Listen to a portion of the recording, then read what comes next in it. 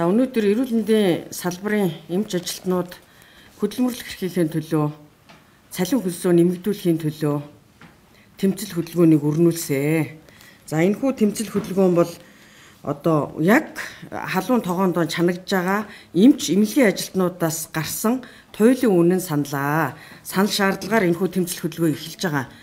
За одоогийн байдлаар манай эрүүл мэндийн салбарт эвлэлдэн нэгдсэн эмнэлгүүдийн 20 гаруй эмнэлгүүд одоо үйлдвэрчний эвлэлийн хороонд нийт ажилтныхаа хурлыг хийгээд одоо энэхүү тэмцэл хөдөлгөөнийг дэмжиж байна. Ажил хаяхад бол одоо бэлэн болж байна гэсэн шийдвэрэн гаргаад явж байна. За 2 өдрийн байдлаар бол 20 гаруй эмнэлэг. За өнөөдөр хийж байгаа нь бас нэг 10 гаруй эмнэлгүүд болж байна. Маргааш өглөө мэдээллийг оруулна.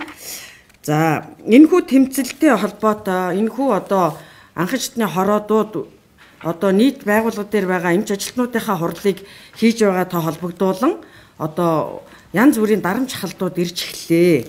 За энэ дарамт шахалт нь одоо ямархуу зүйл байна вэ гэхлээр бүр дээрээсээ байгууллагын дарга нарыг дарамтлаад гисэн. Та нар үйлдвэрчний хорооны хурлыг хийлэхгүй. Битгий хурал хийлгээд тэр хурлыг хийлэх юм бол та нар дээр арга хэмжээ аавна. Одоо баг байгууллагын дарга нарыг сандал суудалтай чинь албан тушаалтай чи ярин шүү гэсэн ийм мэдээллийг бол хийгээд эхэлсэн. Арга ядаад эмнэлгийн дарга нар бол хүнд байдалд орсон байна. За энэхүү тэмцэл хөдөлгөөнийг дэмжиж байгаа эмнэлгийн удирдлагын багт ажилладаг ийм дарга нар бол маш олон байгаа. Гэтэл одоо дээрээс буюу эрүүл мэндийн яамнаас дарамтлаж байгаа дарамт маш их байна. Тэр ч утгаараа одоо өнөөдөр үйл ажиллагаагаа явуулаад бүх ажилтныхаа хурлыг хийгээд явж байгаа эмнэлгүүдийг хүртэл одоо тэр хүмүүсийн эвлэлдэн нэгдэх эрхийг зөрчиж одоо манайх энэ жагсаал цуглаанд ажил хаялтанд оролцохгүй гэсэн ийм шийдвэрийг гаргахад хүртэл нөлөөлж байгаа ийм нөлөөлөл бол одоо маш том ил тод дарамтаа. За тэгээд одоо маргааш хурлаа хийх гэж байгаа анхан шатны хороодын дарга нар руу байгууллагын дарга нь яриад хурлаа хийхгүй. Энэ хурлыг чинь болиулнаа. За нэг ч хүнээр гарын үсэг зуруулахгүй гих мэтийн ийм дарамт бол одоо байгууллагын дарга нарт ирсэн. Эндээс улбаалаад байгууллагын дарга нар үйлдвэрчний эвлэлийн хорон дарга нараа дарамтлж байна. Энэ нь бол одоо олон улсын хөдөлмөрийн байгууллагаар олгогдсон эвлэлдэн нэгдэх эрхийг маш ноцтой зөрчиж байгаа. Үйлдвэрчний эвлэлийн үйл ажиллагаанд одоо хөндлөнгөөс нь оролцож цаа тутгаар учруулж байгаа маш ийм хуулийг зөрчсөн бүдүүлэг ийм арга хэмжээ байна. Одоо баг эрүүл мэндийн яам дахрын алба шиг ажиллах гэж байна шүү дээ. Ийм байж болох уу? Ингэж хүмүүс эвлэлдэн нэгдэж үзэл бодлоо илэрхийлж яхад яамнаас ингээд дарамтлаад байдаг. Энэ одоо ардчилсан нийгэмд байх ийм ёс зүй мөн үү? Ингэж болмооргүй байна. Энэ олон мянган эмнэлгийн эмч ажилтнууд маш их олон жил цалин багтай боломжоор амьдралаа залгуулах гээд ингээд явж байхад нь одоо өргөсөн тангарахтаа үнэнчгээд үнэхээр юм хилдэг байсан. Одоо цаг үе нийгэм өөр болсон. Улсын төсвөг хилжиж байгаа. Энэ улсын төсвөг хилжиж байгаатай холбогдуулаад эмнэлгийн эмч ажилтнууд маань цалингаа нэмүүлээ. Цалингаа нэмүүлэхийн тулд бид нэр улсын төсвийг эргүүлэн татаж эрүүл мэндийн салбарын санхүүжилтийг нэмгэсэн шаардлагыг тавьж байгаа. Маш олон удаа эрүүл мэндийн яамн дээр ч хилцүүлэг хийсэн, төрийн ордонд ч хилцүүлэг хийсэн, нээлттэй хилцүүлгийг иргэдийн дунд хийж гэн гэж баахан хилцүүлэг хийчээд энэ улсын төсөвтгээд тэр гаргасан саналуудыг нэгийн ч оруулаагүй штэ. Цалингийн төсөв ерөөсөө юу ч байхгүй. Эрүүл мэндийн даатгалын санхүүжилтийг 3 их наядаар төсвөлөд оруулсан байхад улсын их хурл руу бүр бууруулад 2.2 их наяд болгож бууруулж оруулсан байгаа. Энэ нь одоо яаж ард иргэдийг өгөх гэж байгаа юм уу? Одоо 2.2 их наядтай төсөв нь хүрэхгүй 11-12 сард эмнэлгийн үйл ажиллагаа явуулахад маш бэрхшээлтэй болж байхад тэгээ 26 оны төсвүүдээр 2.2 их наядаар ингэж төсвөлдөг нь яаж байгаа юм бэ? Бид нэр одоо цаашдаа энэ тэмцлийг бол үр дүнд хүртэл зохион байгуулна, ажил хаялтаа эхлүүлнэ.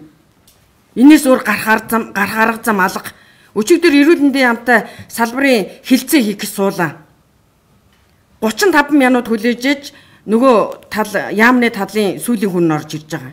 Тэгээ орж ирчээд нэг цаг зүгээр л одоо гарч байхгүй 3.5 сая төгрөг хүрэхэд 15%-аар нэмэгдүүлэхэд 181 тэрбум төгрөг одоо бид нэр төсөвт оруулчихж байгаа гэсэн юм бол ярьсаар байгаа л нэг цаг болчихж байгаа.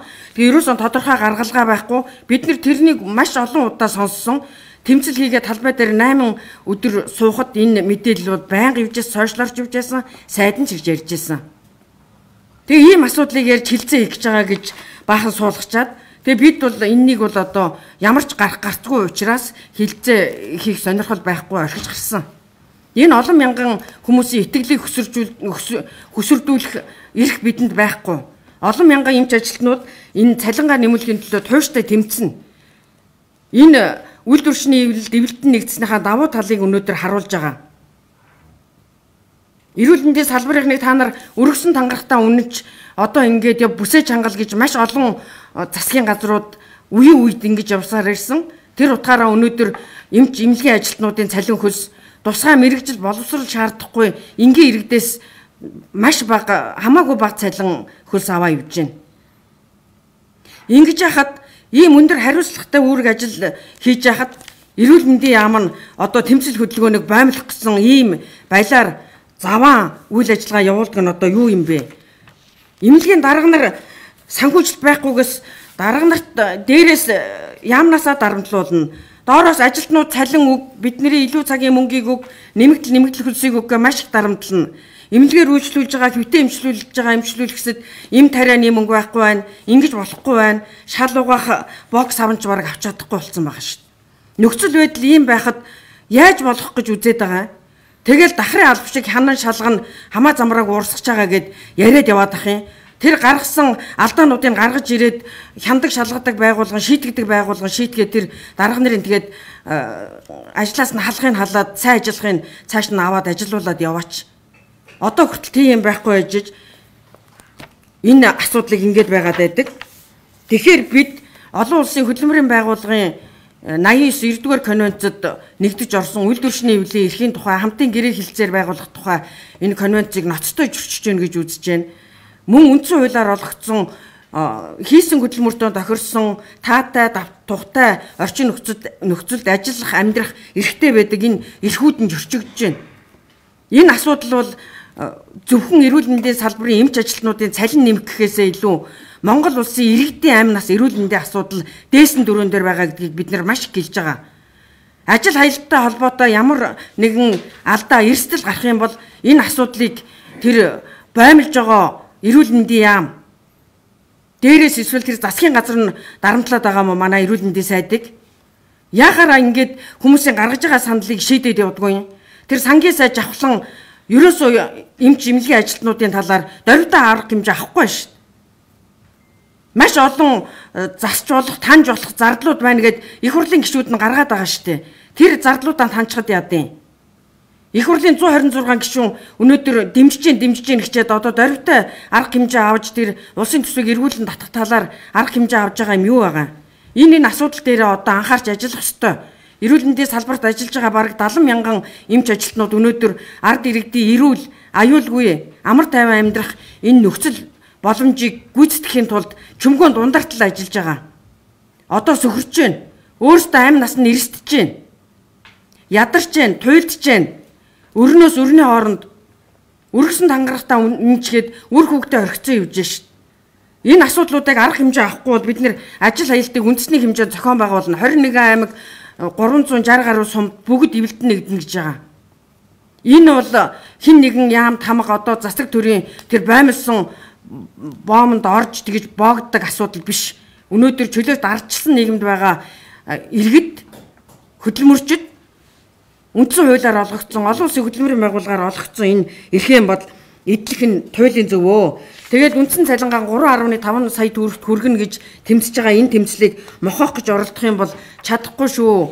Ийм нөхцөл байдал үүссэн учраас бид нэр яаралтайгаар хурлаа хийж маргааш одоо эмнэлгүүд дээр болох гэж байгаа хурал дээр ямар нэгэн асуудал үүссэн байх юм бол хороодын дарга нар тэр эмч ажилтнууд хэлээрээ.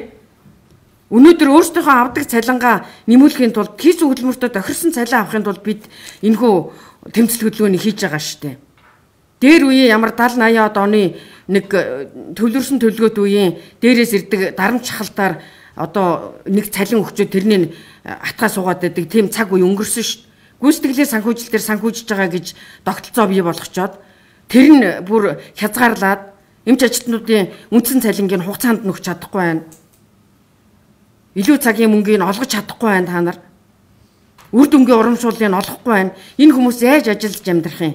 Тэгэхээр энэ дээр тууштай анхаарч ажиллах хэрэгтэй. Эрүүл мэндийн яамд ахиж энэ хүмүүсийг дарамтлсан эрүүл мэндийн салбарын удирдлагуудыг дарамтлсан асуудал байх юм бол дэмэн шүү. Энэнийг хэлмээр байна. Тэгээд Монголын үйлдвэрчний холбооны ерөнхийлөгч Тамир дарга бас мэдээлэл хийнэ.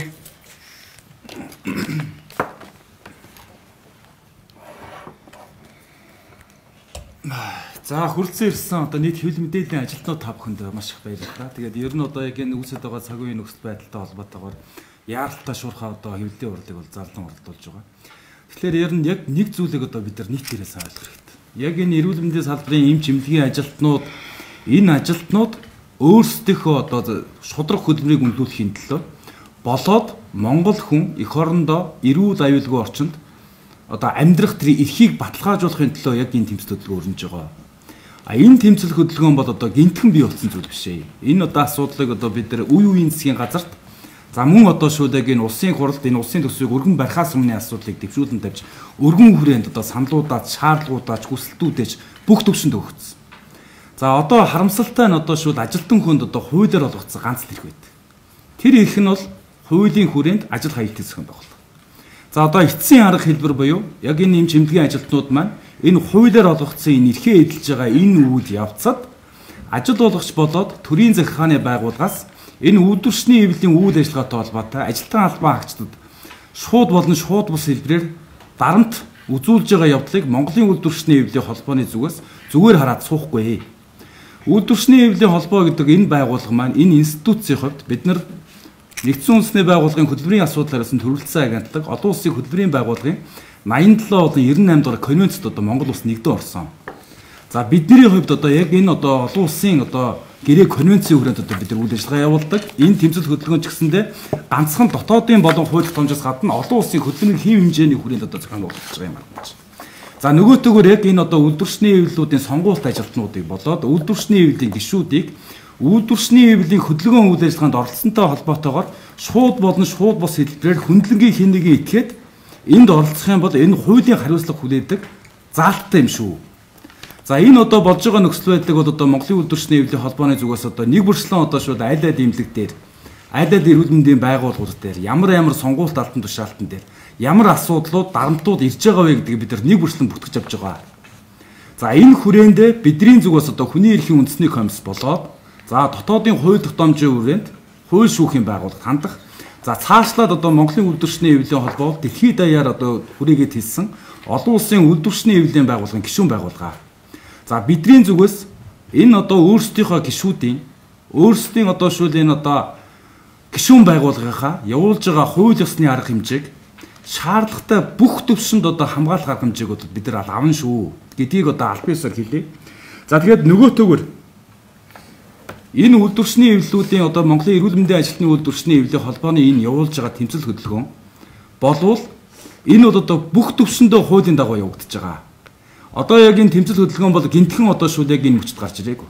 Одоо энэ салбарын үйлдвэрчний эвлэлийн холбоо өнгөрсөн 5 сараас эхлээд улсынхаа зөвлөгөөнийг хийгээд ер нь энэ эрүүл мэндийн даатгалын тогтолцоо чинь эргээгээд энэ салбартаа ажиллаж байгаа ажилтан албаагчдынхаа наазахын одоо шууд хөдөлмөрийн үнэлэмжийг одоо үнэлж чадахгүйгээр нөгөөтэйгөр одоо шул төр өөрөө төрдөөд өртөө буюу бүх эмнэлгүүд өнөөдөр нийгмийн даатгалын шимтгэлтэй өртөө болчихсон.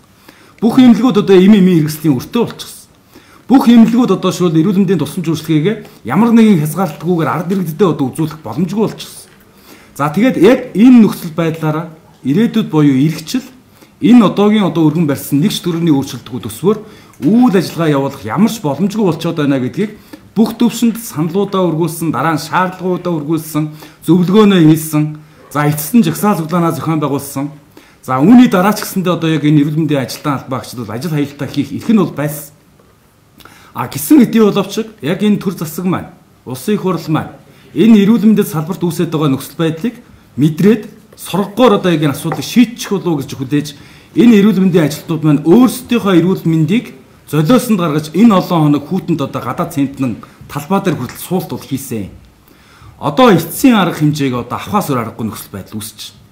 За энэ арга хэмжээ бол одоо хуулийн хүрээнд ажилтан хүнд олгогдсон хамгийн том эрхээ эдэлж байгаа энэ үйл явцад ямар нэгэн байдлаар хөндлөнгийн хинч одоо яг энд одоо оролцох эрхгүй шүү. Энэ дээр одоо шүүл одоо ялангуяа одоо яг бид нар дээр бол маш олон янзын одоо мэдээлэлүүд ирж байгаа. За энэ бүх зүйлүүдийг бол одоо бид нар баримтжуулаад энэ асуудлуудыг асуудал болгон дэвшүүлж явна шүү. Тэгээ уг нь одоо зүй нь бол одоо яг энэ одоо эрүүл мэндийн салбарт байгаад үүсээд байгаа нөхцөл байдлыг бол нийтээр хүлээмжшүүлж байгаа шүү. Эрүүл мэндийн яамч хүлээмжшүүлж байгаа. Энэ одоо шууд эмч эмнэлгийн ажилтнууд ард иргэдмэн ч гэсэн мэдчихэж байгаа. Энэ тусламж үйлчлэгийг авч чадахгүй нөхцөл байдал үүсчихсэн. А энэ асуудлыг яаж одоо хийх вэ? Ямар гарц гаргалгаа гаргаж шийдэх вэ гэдэг дээр манай эрүүл мэндийн яам, эрүүл мэндийн сайд, засгийн газар маань анхаарал хандуулахын оронд энэ одоо шууд одоо энэ эмч эмнэлгийн ажилтнуудын хуулиар одотлогдсон эрхийг нь хүчээр хязгаарлан боох, альва хэлбэрээр дарамт шахалт үзүүлэх, айлган сүрдүүлэх.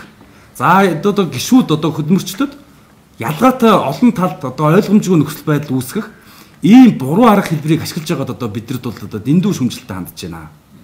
За одоо бидний зүгээс одоо эрүүл мэндийн ажилтны үйлдвэрчний эвлэлийн холбоо, үйлдвэрчний эвлэлүүдийн зүгээс яг энэ мухардмал нөхцөл байдлыг шийдэлд хүргэх гэж одоо бүх төвшөнд одоо яриа хэлцээ хийх гэж үзсэн. Сая 12 дарга маань хэллээ. Өчигдөр одоо шүүлэг энэ хилцэг хийх гэж одоо зөвшөлдсөх гэж хичээсэн. Одоо энэ зөвшөлдсөх энэ түншлэлийн механизм маань аль аль нь одоо шүүл зөвшөлдсөд хүрэх ирмэлцэлтэй байх хэрэгтэй. Гэтэл одоо шүүлэг энэ хилцээ хийгдэж явах явцад төрийн зүгээс буюу засгийн газрын зүгээс, эрүүл мэндийн яамны зүгээс ямар нэгэн байдлаар энэ одоо асуудлыг шийдэх гарц гаргалгаа нэг ч ихсэн одоо мэрэлт гарахгүй байсан учраас одоо яг энэ одоо эцсийн арга хэмжээр одоо бид нар шилжиж байна. Тэгэхээр энэ арга хэмжээг ямар нэгэн байдлаар хууль бусаар одоо дарамтлах шахах байдлаар зогсооно гэдэг тийм ойлголт бол байхгүй. Аль ч тохиолдолд одоо шүүл үйлдвэрчний эвлэлд хуулиар олгогдсон эрхээ бол эдэлнэ. За энийг одоо шүүл одоо нэгэнтээ одоо яг энэ салбарын үйлдвэрчний эвлэлүүд, эмч эмнэлгийн ажилтнууд, Монголын үйлдвэрчний эвлэлийн гишүүд одоо хэрэгцээ шаардлаган дээр үндэслээд Монголын үйлдвэрчний эвлэлийн холбооны зүгээс 21 аймгийн хэмжээд үндэсний хэмжээнд зохион байгуулна гэдгийг бол одоо аль биесээр хэлье. За тэгээд нөгөөтэйгөр сая одоо маш их дурддагдаж байна. Одоо яг энэ эрүүл мэндийн салбарын ажилтнуудын энэ тэмцэл хөдөлгөөний зохион байгуулах ажлын хэсгийн хурал хуралдаж явах үед л одоо яг энэ одоо маш олон хороодын дарга нар дуу ажил олгогчийн зүгээс одоо яг энэ асуудлуудад дэвшүүлэн тавьж явж байна. Одоо нэг биш маш олон байгууллагууд дээр. За эднийг одоо өнөөдрийн хувьд бид нар бол зардахгүй. Гэтээгтээ эднийг бол одоо бид нар бол нэг бүрчлэн баримтжуулж байгаа. За тэгээд нөгөөтэйгөр одоо яг энэ одоо эрүүл мэндийн байгууллагын удирдлагууд захиргааны төлөөллийн усуудаас хандж хэлмээр байна. За та бүхэнд ямар нэгэн байдлаар энэ одоо тэмцэл хөдөлгөөнийг сааруулахтай холбоотойгоор эрүүл мэндийн яамнаас ч юм уу тодорхой одоо шууд эрх бүрхий байгууллагуудаас чиглэлтүүд, шаардлагууд, альва төрлийн дарамт шахалтууд ирэх юм бол бидэнд мэдээлээрэй. Бидний зүгээс энэ эрүүл мэндийн байгууллагынхаа удирдлагуудыг ч гэсэндээ хамгаалах арга хэмжээг одоо бид нар бүх төвшөнд хуулийн хэмжээнд авч хэрэгжүүлнэ. Иймээс одоо эрүүл мэндийн байгууллагуудын удирдлагууд маань яг энэ дээр бол одоо нэлээд улс урт хандах хэрэгтэй. Энэ нөхцөл байдлыг бид нар одоо л өөрчлөхгүй бол эх хонд одоо энэ эрүүл мэндийн салбарын ажилтнуудын цалин хөлс нийгмийн хамгааллын асуудлууд шийдэгдэх ямар ч боломж байхгүй. Эх онуудад одоо шүүлэг энэ Монгол хүн эх орондоо эрүүл аюулгүй орчинд амьдрах тэр эрх баталгаажих ямар ч боломж байхгүй. Тийм нөхцөл байдал үүссэн байгаа гэдгийг бол ойлгох хэрэгтэй байна гэж. За тэгээд нөгөөтэйгөр одоо эрүүл мэндийн байгууллагын мянган одоо ажилтнууд одоо бид наруу хандж байна. Маш олон янзын мэдээллүүд хийж байна. За гишүүд та бүхэн хуулиар олгогдсон эрхтэй.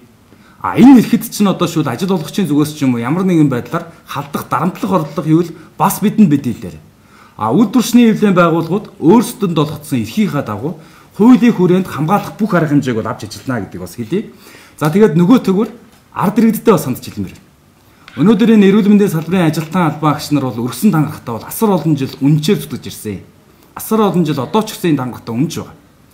Энэ тангарахтаа үнж байхад харин харамсалтай нь төр маань өөрөө энэ эмч эмнэлгийн ажилтнуудынхаа өмнө хүлээсэн үүргээ биелүүлээгүй учраас нөгөөтэйгөр ард иргэдээ эрүүл аюулгүй орчинд амьдрах, эрүүл мэндийн наад захын тусламж үйлчилгээ авах эрхийг нь хамгуулах боломж нөхцөл үүсээгүй учраас бас нөгөөтэйгөр та бүхний төлөө ард иргэдийн төлөө одоо яг энэ тэмцэл хөдөлгөөн үргэлжлэж байгаа шүү гэдгийг та бүхэн бас одоо ухамсартайгаар одоо хүлээж авч энэ эмч эмнэлгийн ажилтнуудаа дэмжинэ гэдэгт бол маш их итгэлтэй байна.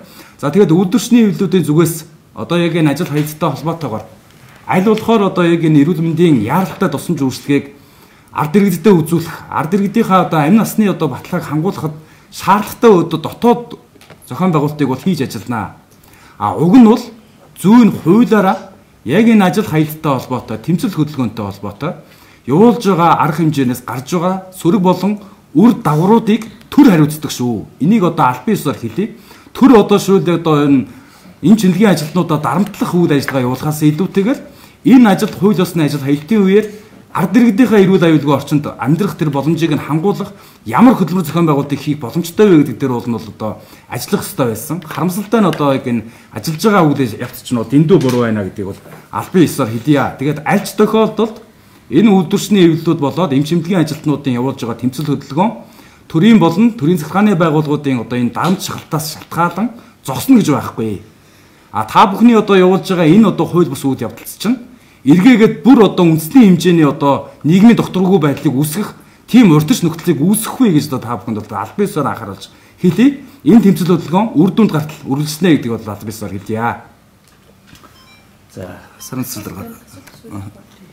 Тэр ихэвчлэн үйл мэндийн үндэсний төвийн одоо өдөрлгүүд нь мэдээлэл гаргацсан гэсэн үг үү? Ажилчдынхаа хүсэл зоригоос одоо өөр гэсэн үг. Ямар нэгэн төвөөр дараалсан яг баримт нь ямар баримт ирсэн бэ? За мэдээж сошиал дээр явж байгаа тэр их хүүхдийн эрүүл мэндийн төвийн нэг мэдээлэл байгаа. Тэрнийг бол одоо ажилтнуудаас асуугаагүй ингээд байгууллагын захиргаа гаргана гэдэг бол дарамтл ирсэн гэсэн үг. Тэр эрүүл мэндийн яамнаас. За тэгээд энэ удаа одоо ил байгаа нь энэ байна. Ахаад одоо дараагийн удаа энэ асуудлууд автагдаад явах юм бол бид нэр одоо дараагийн мэдээлэлээр бол одоо нэр хүсийг тодорхой зарлаад явнаа. Яг одоогийн байдлаар бол одоо яг сошиал олон нийтэд гарсан тэр их хүүхдийн эрүүл мэндийн төвийн мэдээлэл бол одоо яг дарамт шалтгаалтай холбоотой байхаа л гэж үзэж байна. Тэрнээс бид нэр бол тэгж эмч ажилтнуудаас гараагүй байхад нь байгууллагын захиргаа ингэж тавина гэдэг бол туйлын буруу. Үнэхээр харамсалтай ийм мэдээлэл байсан гэдгийг хэлмээр байна. Тамир дарга хэлдэг. Энэ дээр тодруулж хэлэхэд одоо яг энэ тухайн байгууллага дээрх ажилтан албаагчид ажил хаялтанд оролцох уу, оролцохгүй юу гэдэг шийдвэрийг захиргаа одоо бичдэг юм шээ. Захиргаа одоо шүүл одоо яг энэ ажилтнуудыг ялангуяа яг энэ үйлдвэрчний эвлэлийн хороог төлөөлөх тэдний одоо шүүл одоо тэдний өмнөөс мэдээлэл хийх тийм эрх хэмжээтэй субъект нь бол тухайн эмнэлгийн захиргаа удирдлага бол биш. Яг энэ одоо шүүл магадгүй одоо шүүл ажилтан албаагч нар нийтээрээ хурлаа хийгээд тэгж шийдсэн байлаа гэхэд тэр мэдээллийг захиргаа биш үйлдвэрчний эвлэлийн хороо мэддэг хэвээр. Яг энэ одоо байгууллага дээр одоо босон үйл явцтай холбоотойгоор бид нар одоо ерөнхий мэдээлэлээр авч үзэхэд бол яг энэ байгууллага дээр бол одоо албан ёсны нийт ажилтны одоо хурал нь одоо зохион байгуулагдсан хэсэг нь бол тодорхой бос байна. Ийм байхад ажилтнууд нь мдээгүй байхад ажил болгогч нь одоо шул төрүүлж урдуур нь орж мэдээлэл хийгээ явж байгаа гэдэг бол энэ өөрөө хууль зөрчиж байгаа асуудал. За энийг одоо шул одоо босод одоо эрүүл мэндийн байгууллагуудын захиргаа одоо удирдлагууч гэсэндээ бол анхаарах хэрэгтэй. Энэ бол одоо өргээгээд өөрсдөө та бүхэн хуулиа зөрчөөд байна шүү гэдгийг одоо бас хэлээ. Тэгээ ер нь одоо яг энэ одоо манай үйлдвэрчний эвлэлийн хороодын дарга нарт ч тэр за байгууллагын удирдлагуудад ч тэр маш олон одоо тийм мэдээллүүд ирж байна. Бидэрт бол одоо энэ 7 хоногийн хугацаанд нэлээдгүй олон янзын тийм одоо мэдээллүүд ирлээ. За харин одоо босролын салбар дээр ч гэсэн ирсэн. За яг энэ одоо ялангуяа эрүүл мэндийн энэ одоо тэмцэл хөдөлгөөн үйл явцтай холбоотойгоор манай эрүүл мэндийн салбарын одоо энэ удирдлагууд маань ч гэсэндээ өөрсөндөө бас бидэрт бас хэлж байна. Бидний нэр усыг энэ удаа битгий хэлээд өгөөч. Эргээгээд одоо эдгээр чинь одоо бараг одоо энэ хүмүүст ирж байгаа мэдээлэлээр бол одоо бараг тэр байгууллагын удирдлагуудын ажил албан тушаалтай чинь ярина шүү. Энэ байгууллага дээр үйлдвэрчний эвлэл ямар нэгэн байдлаар одоо нийт ажилтны хурлыг зохион байгуулах юм бол гэдэг одоо шууд мессежүүдийг шууд болон шууд бас хэлбэрээр зарим тохиолдолд уулзч гэсэндээ одоо хэлсэн гэдэг бол мэдээлэлүүд ирсэн байна. За өнөөдрийн тухайд одоо сая бас бид нар бас нэлээд олон талаас нь ярилцлаа. Эргээгээд одоо шууд энэ байгууллагын одоо энэ удирдлагуудын хувьдлаараа бидэрт ирж байгаа мэдээлэлээр яг энэ одоо нөхцөл байдлыг тэд нар чинь өөрсдөө маш сайн мэдж байгаа зүйл байгаа байхгүй. Тэр байгууллага дээр тусламж үйлчлэгийнхаа зардлыг санхүүжүүлж чадахгүй, эмнэлгүүд доктортой үйл ажиллагаа явуулж чадахгүй. Удирдлагууд маань одоо яг дэмжиж байгаа боловч дээрээс ирж байгаа яг энэ шууд дарамтын үүднээс яг бидний нэр усыг өнөөдөртөө битгий дурдаач гэдэг хүсэлтийг ирүүлсэн учраас өнөөдрийн хувьд одоо яг бидний хувьд одоо яг зарлахааргүй шийдлээ. Гэхдээ бид нар бүх жагсаалтуудыг баримтжуулж авч байгаа.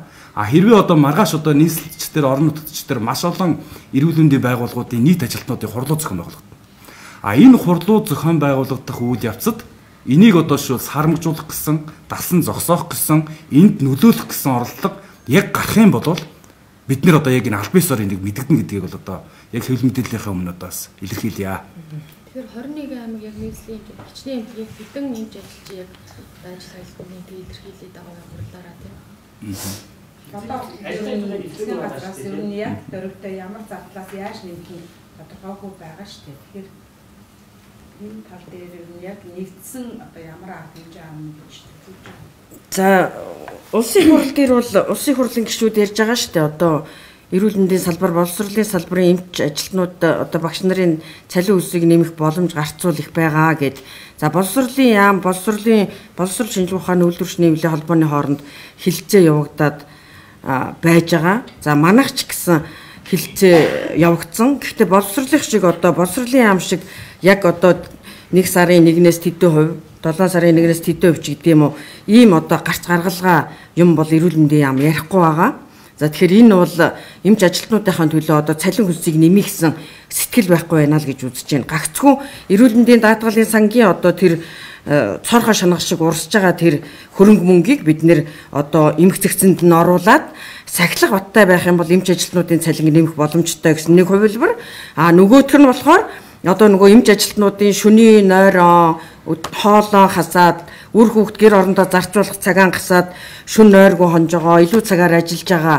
Эсвэл хөдөө орон нутагт ажиллаж байгаа одоо нөгөө аймгийн төв, сумын төвд ажиллаж байгаа 20%, 40%-ийн үндсэн цалин руу н оруулахлаар одоо 50%, 60%-ийн цалин бол нэмэгдэх боломжтой гэсэн ийм вариантыг л яриад байна. Тэрнээс улсын төсвөөс одоо ийм гаргая гэж ердөөсөө ярихгүй байна.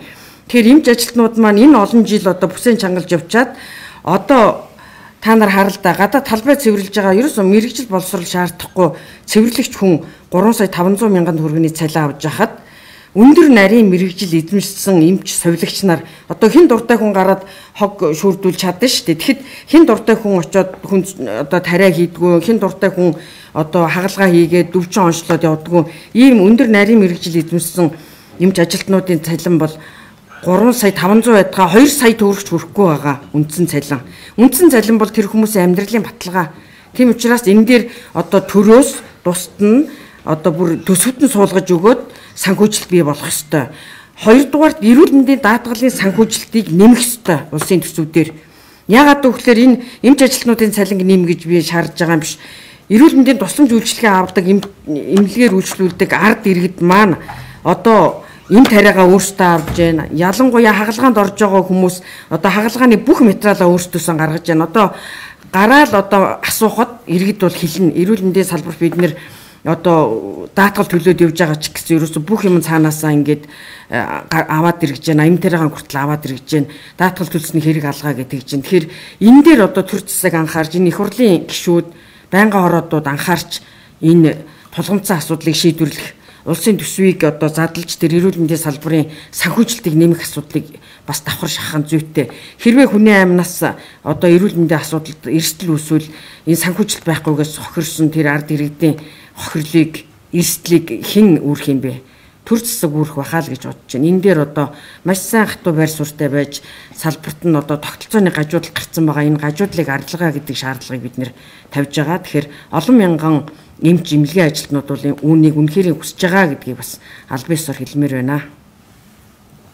Тоо мэдээлэл. Тооны хувьд бол яг одоо өнөөдрийн 6 цагийн байдлаар бол 30 гаруй эрүүл мэндийн байгууллагууд нэгдсэн байна. За нийслэл Улаанбаатар хотод одоо нэг 20-од эмнэлгүүд хурлаа хийсэн байна. За хөдөөгийн аймагуд, сумдууд одоо нэгдээд эхэлж байна. Одоо Говьлтай, Завхны, Досон Цэнгэл, тэгэл Дархан уулын Шарын голмол гэл ингээл Төв аймаг гэл бүх эмнэлгүүд бол одоо Говь сүмрийн замын үдмүүд гэд бүхэл эмнэлгүүд бүгд ер нь одоо энэ тэмцэл хөдөлгөөнд нэгднэ гэсэн байр суурь илэрхийлсэн байгаа. За яг эмч ажилтнуудын тоо бол гарах харахандаа болоогүй байна. Яг ажил хаялт зохион байгуулалт хэлэх юм бол бүр нарийн тоогоон гаргаад яг ажил хаях хэсэг тасаг нэг чинь хаана байх вэ гэд ингээд нарийн төлөвлөгөө дэг жаяг журамтай ингээд зохион байгуулалтанд ороод явна гэж.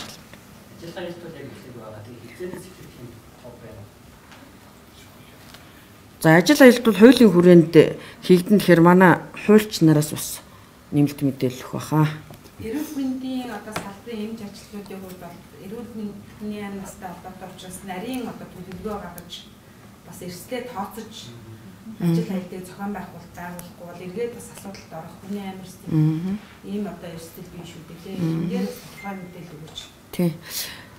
За мэдээж эмнэлэг бол тасралтгүй 24 цагаар ажилладаг хүний амь нас эрүүл мэндийг авран хамгаалдаг ийм байгууллагын хувьд бол одоо яг яаралтай тусламж хүлээ авах, гэмтэл, мис засал одоо тэгэл амарч газрууд дээр нөгөө их няраа гэл ингээл амарч газрууд бол 2 хүний амь нас яг зэрэг явдаг гэдэг ийм нарийн төвөгтэй үйл ажиллагаа явуулдаг ийм эрүүл мэндийн салбарын эмнэлгүүд байгаа. Тэгэхээр бид нар бол одоо яг эмнэлгүүдийнхээ онцлогоор амарч газрууд дээр яах юм, их няраа эмнэлгүүд дээр яах юм, за яаралтай тусламжийн эмнэлгүүд дээр ямар арга хэмжээ авах уу, гэмтэл судлалын эмнэлгүүд дээр ямар арга хэмжээ авч, ямар тасгуудын одоо үйл ажиллагааг бүрэн явуулаад ямар тасгууд дээр нь ажил хэл зохион байгуулах уу.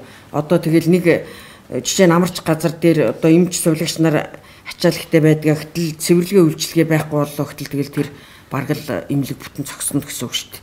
Эмнэлгээр үйлчлүүлж байгаа хүмүүс ариун цэвэр халдваргүй байх ёстой гэдэг.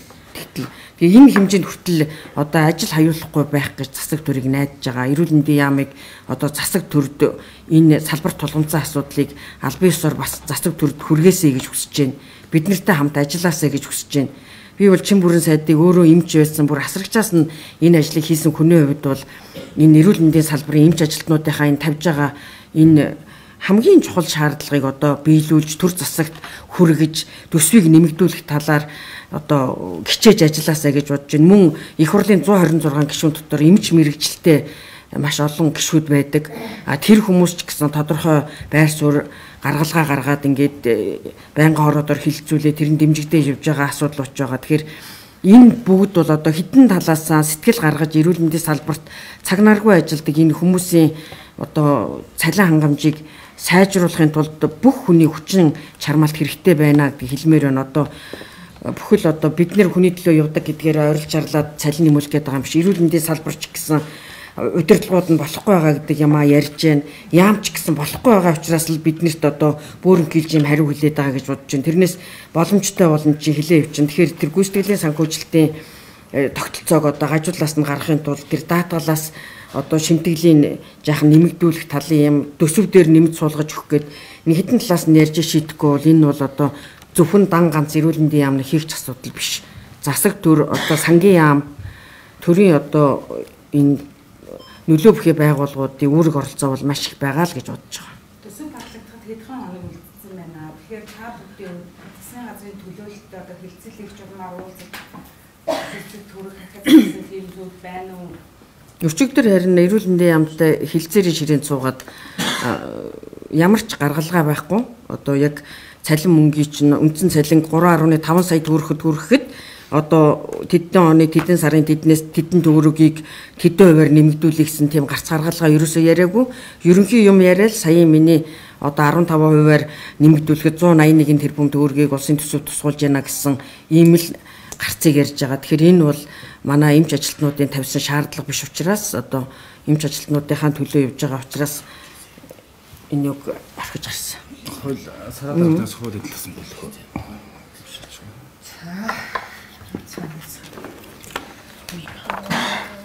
Энэ эрүүл мэндийн салбарт хийж байгаа тэмцэл бол тухайн эрүүл мэндийн салбарын хилцээрээр хийгдэж байгаа.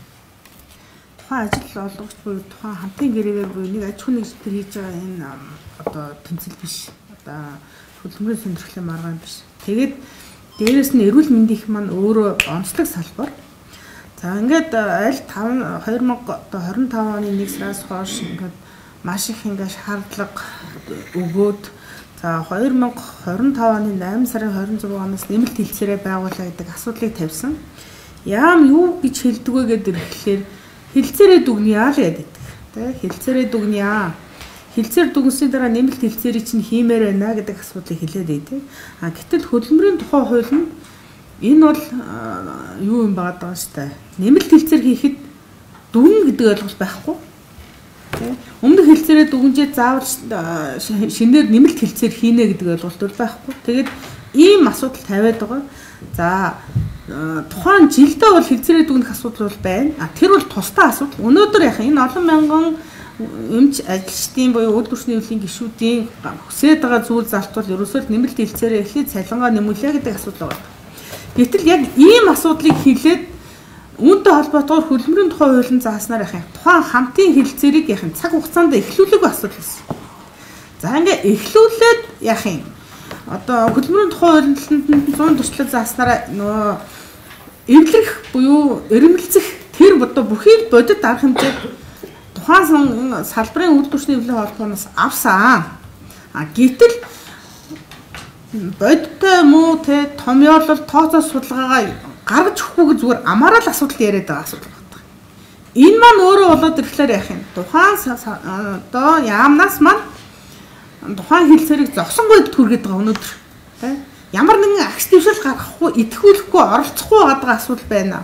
Үүнтэй холбоотой яах юм? Хөдөлмөрийн тухай хуулийн 25 заасан эрхийнхээ хүрээнд буюу үйлдвэрчний эрхийн тухай хуулийн заасан эрхийнхээ хүрээнд хөдөлмөрийн хамтынхаа тэмцэл буюу сонирхлынхаа маргааныг үүсгээд ажил хаягдж байгаа асуудал яригдчих. Өнөөдөртөө бол ажил хаялтын бэлтгэл ажил хангагдаад яах юм? Үнэхээр энэ сонирхлын хөдөлмөрийн сонирхлын маргаан буюу ажил хаялтыг дэмжих үгээд бэлтгэл ажил хийгдээд хурлаа хийж байна. Гэтэл ямар нэгэн одоо зорилгоо буюу улс төржүүлэх эсвэл яах юм дарамтлагтай холбоотой асуудал яригдаад өнөөдөр яг бид нар ингээд ажлын хороолтын дараагаар цуглуулад ажлын хэсгээр ямар одоо бэрхшээл хүндрэл байгаад байна. Хамтын тэмцэлгийхэд юугаар одоо ямар санал хүсэлт байна гэдэг энэ санал хүслийг авахд одоо манай дарга нар ингэж байна. Манай сайдаас ирсэн чиглэлийн дагуу юм асуудлууд үүсэж байна гэдэг юм яриад эхэлж байгаа. Тэгээд ямар нэгэн байдлаар баримтжуулахгүй одоо хүн дамжуулж хүнд яах юм. Одоо даргандраа дарамтлуулна гэдэг асуудал хийлээд баримт авахгүй чинь ямар хамаатан гэдэг асуудал байхгүй шүү дээ. Энэ хүмүүс чинь өөрсдөө баримтууд авахгүй. Энэ хүмүүс өөрсдөө бүгд хэлж штэ.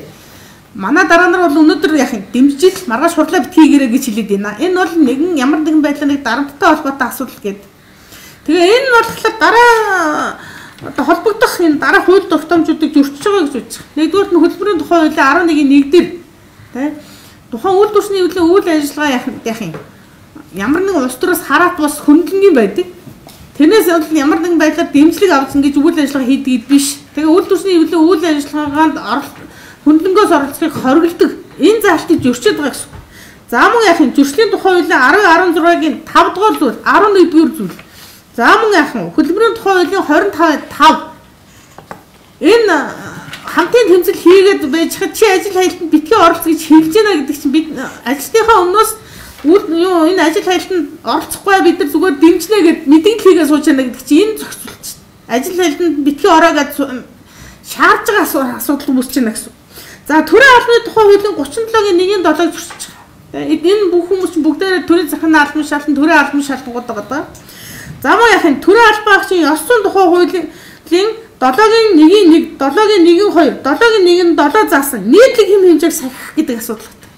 Энийг зөрчиж байгаа. Энийг мөрдөхгүй байна. За мөн 8-1-4 заасан нийтлэг ёс зүйн шаардлага баримтлах энэ одоо шаардлага бол баримтлахгүй байгаа асуудал байна. Тэ? За мөн яах нь энэ сайд маань өөрөө улс төрийн албанд шалтгаан. За мөн яах нь улсын хурлын гишүүн. Тэгээд ирэхлээр яах нь тухайн Монгол улсын улс төрийн одоо албан шалтгаан эрхэлж байгаа ёс зүйн дүрм байгаа. Энэ дүрмийн маань болоод ирэхлээр 2-2-ийн 1 мөн 3-8 дугаар зүйлийг хориглох хэм хэмжээнүүдийг зөрчиж байгаа. Энд нь болоод ирэхлээр яах юм? Ямар нэгэн дарамт шахалт үзүүлэхгүй хүний ядуурлан гадуурхгүй гэл ингээд зохицуултууд байна. Тэгээ энийг зөрчиж байгаа асуудлууд байна. За мөн энэ бид үйлдвэрчний эвлэлийн гишүүд маань бүгдээрээ хүний эрх хамгаалагч нар байна. Тэгээ хүний эрх хамгаалагчийн зүгээс хийж байгаа үйл ажиллагааг хоригдж болохгүй гэж зөрчлийн тухай хуулийн заасан байна. Тэгээ энэ зүйл залтыг хүртэл яхаа зөрчиж байгаа учраас одоо энэ гишүүд юу та анхан шатныхаа хороодоос хүсэл юуг нь аваад одоо холбогдох яах нь төрийн захиргааны байгууллага хүний эрхийн комисс за мөн яах нь улсын хурлын гишүүний өндөр албан шаардлагын хувьд гэхэд улсын хуралдах ёс зүйн дэд хор за мөн ёс зүйн сахилгын байнгын хороонд нь гомдол гаргана цаашдаа энэ одоо үйлдэл талсан зогсоохыг бол яах юм шаардж байна л гэж. За